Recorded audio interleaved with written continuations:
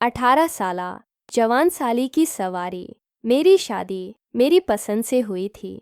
मेरी बेवी एक खूबसूरत तरीन औरत थी और मेरी साली भी किसी से कम नहीं थी। मेरी शादी को 3 साल हो चुके थे। मेरी बेतकल्फ़ी मेरी साली के साथ काफ़ी ज़्यादा थी। मेरा ससुराल पठान फैमिली से ताल्लुक़ रखता है। उनके ख़ानदान की सारी लड़कियां एकदम सफ़ेद हैं और बहुत ही खूबसूरत और संसत है। 20 साली की उम्र इस वक्त 20 साल थी, जबकि मेरी बीवी 22 साल की थी और मेरी अपनी उम्र 28 साल थी। मैं इस वक्त एक कंपनी में बहुत अच्छी जॉब पर था। मेरा ट्रांसफ़र कंपनी ने एक दूसरे शहर कर दिया था, जहां न तो मेरे घर वाले थे और न ही मेरे ससुराल वाले। ये दोनों एक ही शहर में रहते थे। मैं अपनी बेवी को लेकर इस घर में शिफ्ट हो गया था। मेरी बीवी का नाम मारिया था, जबकि मेरी साली का नाम लाइबा था। एक दिन मेरी बीवी ने मुझे बताया कि वो लाइबा को यहाँ बुलवा रही है। वहाँ घर में कुछ प्रॉब्लम है और लाइबा काफ़ी डिस्टर्ब है। मैंने इसमें मना लाइबा ये वाली कोई बात थी भी नहीं, क्योंकि लाइबा को नज़दीक रखना तो मेरी दिली ख्वाहिश थी।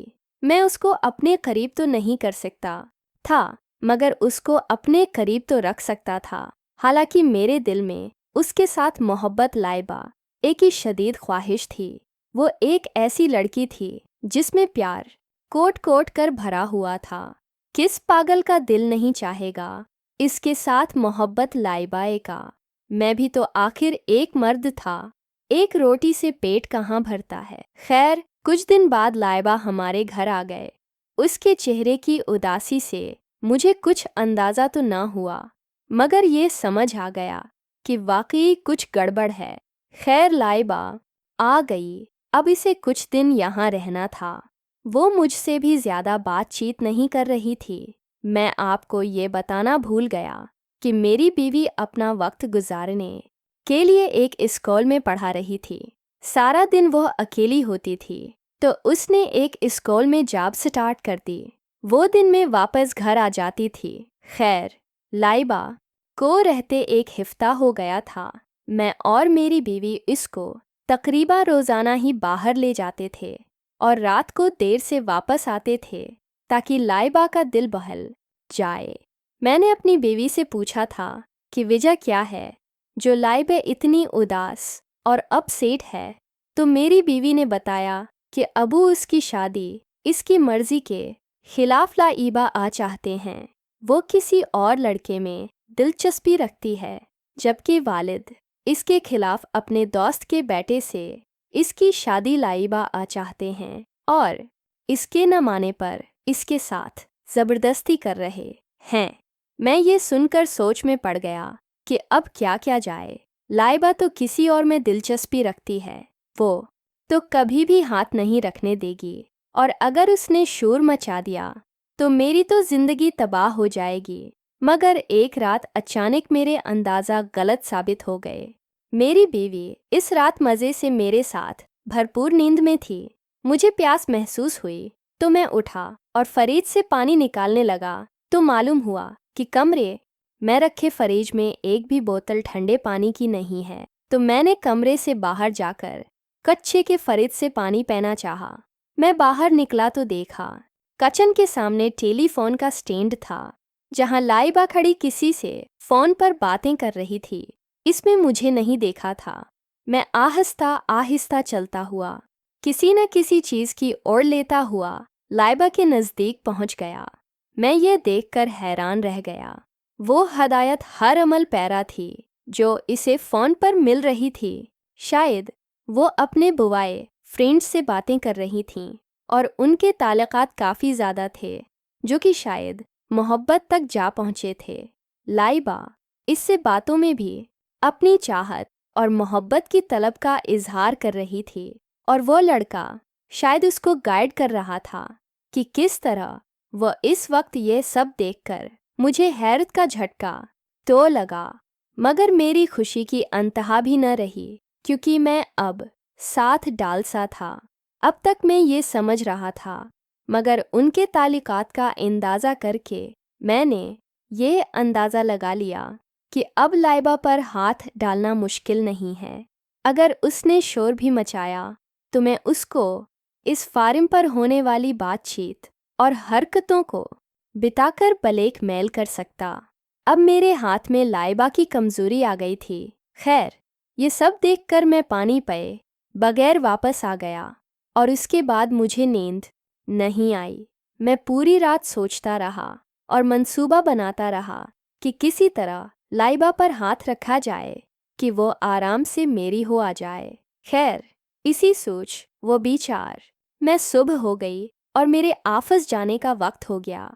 मैंने अपनी बीवी से पूछा कि लाइबा अभी तक सो रही है ना, नाश्ता नहीं करेगी वो। इसमें जवाब दिया, हाँ पता नहीं, अभी तक सो रही है, शायद तबीयत ठीक ना हो, देख लूँगी, अब नाश्ता करके ऑफिस जाए, मुझे भी देर हो रही है स्कूल से। मैं इसकी बात सुनकर नाश्ता लाई बाय में मसरूफ़ हो गया और थोड़ी देर बाद ऑफिस के लिए रवाना हो गया। ऑफिस में भी सारा दिन ने मंसूबे ही बनाता रहा। फिर शाम को वापस आया तो मेरी बीवी मेरे लिए खुशखबरी लेकर बैठी थी। इसने बताया कि इस स्कूल में एक सेमिनार हो रहा है, इसको 2 दिन के लिए हेडक्वार्टर तलब किया गया है, जो कि दूसरे शहर में था। मैंने उससे कहा, ठीक है, हमें ऑफिस में छुट्टियों के लिए अप्लाई कर देता हूँ, फिर साथ चलेंगे। उसने जवाब दिया, नहीं, मुझे अकेले ही जाना होगा, किसी के साथ नहीं जा सकती, क्योंकि स्कूल की और भी टीचर्स हैं जो जा रही है। सारा इंतज़ाम स्कूल कर रहा है, हमारी रहाइश और ट्रांसपोर्ट वगैरह का। ये सुनकर तो मेरी खुशी का कोई ठिकाना न था। फिर मैंने कहा, मैं क्या घर में अकेला रहूँगा? इसने जवाब दिया, लाइबा है ना आपके साथ, और फिर मैं 2 दिन में वापस आ जाओ। मैंने उदास होने की एक्टिंग करते हुए उसको इजाज़त दे दी। फिर हम लोगों ने खाना खाया और सोने की तैयारी लाइबाए लगे। मैंने अपनी बीवी को अपने एतमाद में रखने के लिए उससे पूरी रात भरपूर एक्टिंग की। वो सुबह जब उठी तो बड़ी खुश थी कि इसको इतना प्यार लाइबा ए वाला शौहर मिला है। खैर, मेरी बीवी फटाफट तैयार होकर अपने स्कूल चली गई। अब उसको तीसरे दिन वापस आना था। अब घर में मैं और लाइबा थे, मुझे भी अब ऑफिस जाना था। सो मैं भी तैयार होकर ना चाहते हुए भी ऑफिस चला गया। खैर, मैं प्लान कर चुका था कि आज की रात कुछ न कुछ लाइबा आ है। ऑफिस में अपना प्लान तरतीब दिया और उस पर अमल लाइबा का सोच लिया। मैं ऑफिस से वापस शाम में घर आया तो लाइबा के अंदर कुछ बेचैनी महसूस की।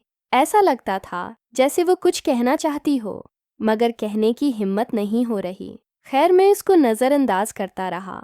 फिर इसी तरह वक्त गुजरा और रात के खाने का वक्त हो गया। लाइबा ने बहुत अच्छा खाना बनाया था।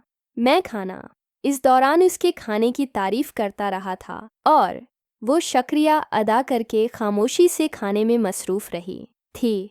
खैर, खाने वगैरह से फारिग होकर लाइबा तो बर्तन धोने चली गई और मैं चुपचाप अपने कमरे में चला गया। जैसे मुझे सुना, मगर मेरी समझ में नहीं आ रहा था लाइबा से किस तरह बात शुरू करूं। अभी सोचते कुछ देर ही गुजरी थी कि दरवाजे पर दस्तक हुई। मैंने बोला, आ जाओ। लाइबा अंदर आ गई। मैंने कहा, क्या हुआ? ठीक तो वो खामोशी से मेरे सामने बैठ गई और कुछ न बोली। मैंने उससे पूछा, क्या हुआ लाइबा? बताओ, क्या बात है?